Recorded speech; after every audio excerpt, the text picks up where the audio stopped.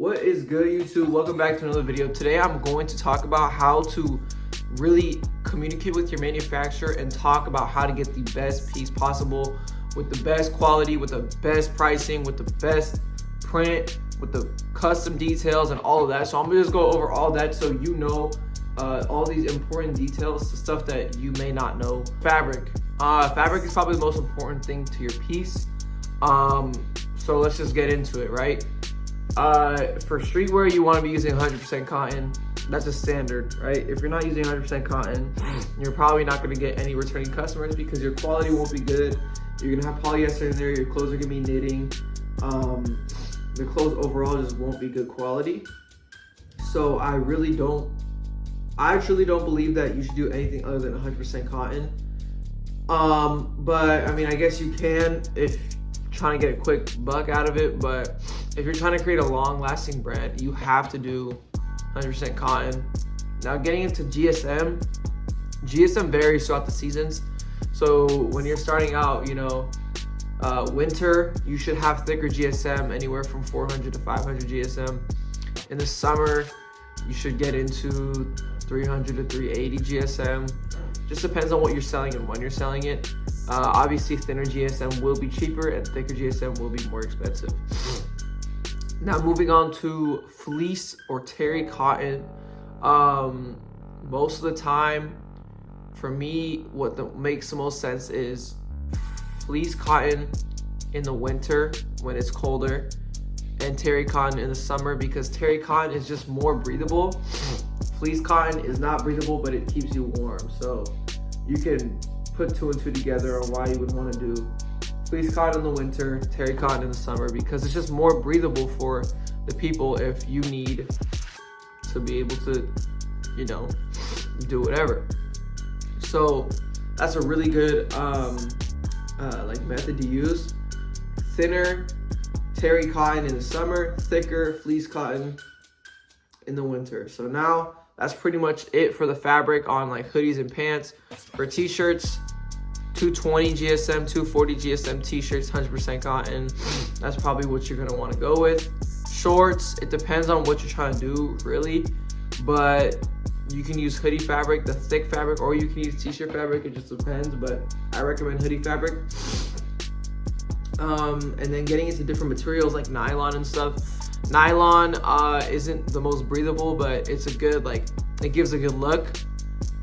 So really only run that in the winter. Nylon is pretty trendy right now, so definitely get on nylon if you've been thinking about it.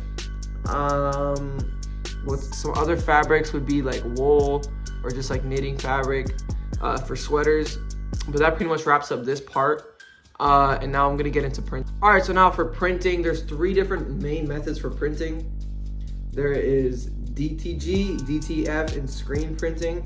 Screen printing is the best quality. It'll stay on your clothes the longest. And I'd say it feels the best. It's kind of all opinion, but I'd say it feels the best. DTG is the second best, and DTF is probably the worst by far. I'm gonna list pros and cons of every single one. I already listed the pros of screen printing.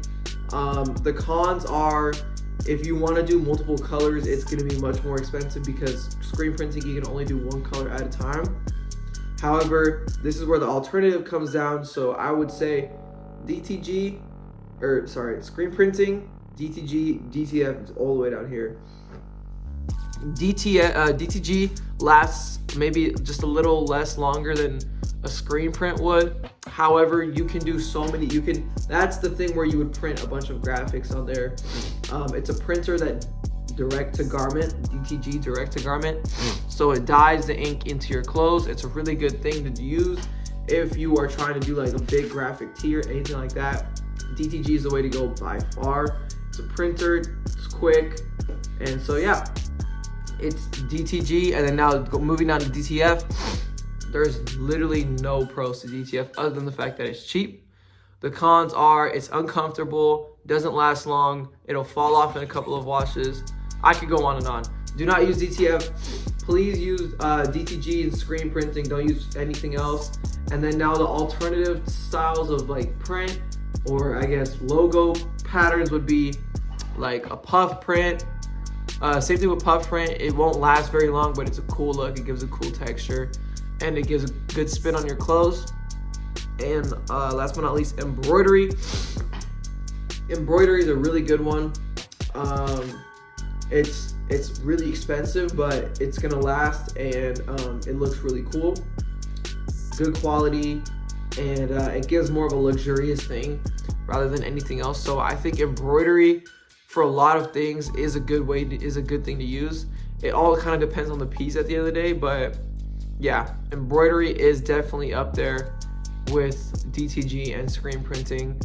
And yeah, that's pretty much it for print. All right, so now you have your clothing, you have your print. Now you need to get into the minor details of your pieces, and the minor details would be custom tagging.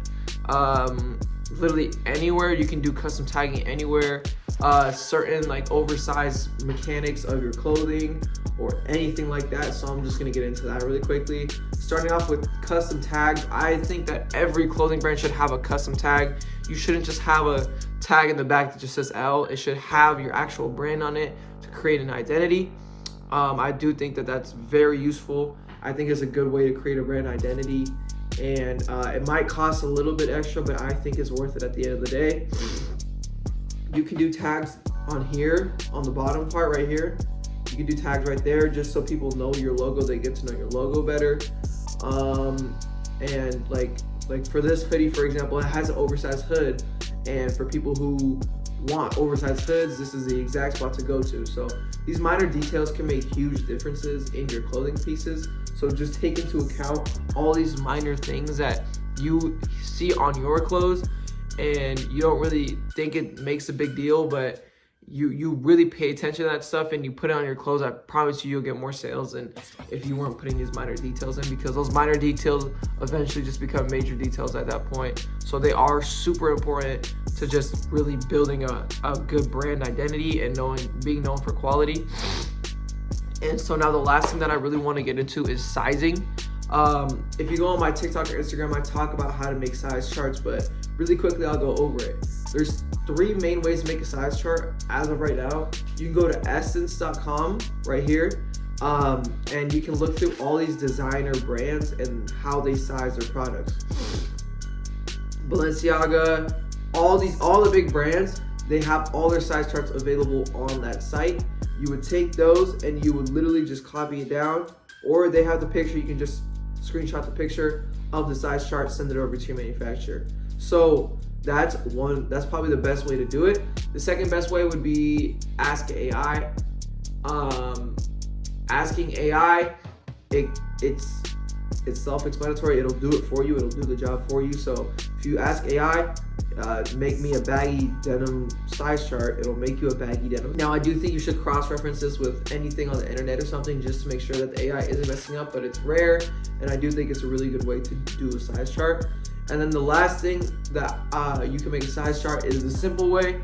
Go find a piece of clothing that you like, how it fits, take it, lay it down, measure it out, and then make it proportional to the rest of the sizes, move it up and down, how the internet would, or how ChatGPT would, or how Essence would. And that's a good way to do it if you want a really specific piece, and your product needs to be like very specific. But if you just needed a standard size, baggy fit, whatever you need, ChatGPT and Essence are the way to go. But make sure that you leave room for error on your samples and stuff when you're measuring out. Make everything maybe an inch bigger, because you'd rather wear bigger clothing than smaller clothing. And a lot of times manufacturers tend to mess up a lot of these products. All right, so that pretty much wraps up the video for today. Hope you guys enjoyed it. Just a quick video on how to properly make the perfect piece for your clothing brand, with the correct fabrics, with the correct print, all of that stuff. You guys stay tuned. I got a couple big videos coming out in the next few weeks. So yeah, it's gonna be a good one. I'll catch you guys in the next video. See y'all.